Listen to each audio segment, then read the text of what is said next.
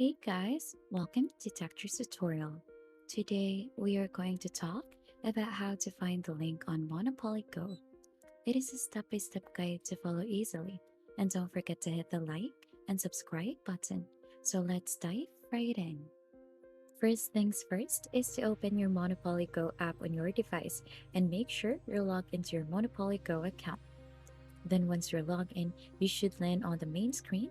Then you need to look at the bottom right corner where you'll find a friends icon. So you'll need to tap onto that.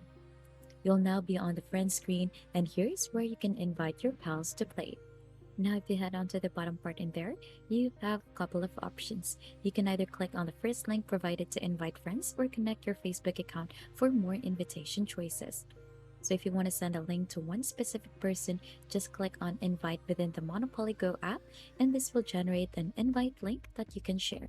So send this link to your friend via your preferred messaging app or email or your preferred option and they can click on the link to join your game. And that's how you find and send an invite link in Monopoly Go.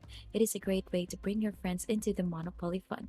And if you found this tutorial helpful, don't forget to hit the like, subscribe, and if you have any question, just comment it down below. Thank you very much for watching, and we'll see you on to our next video.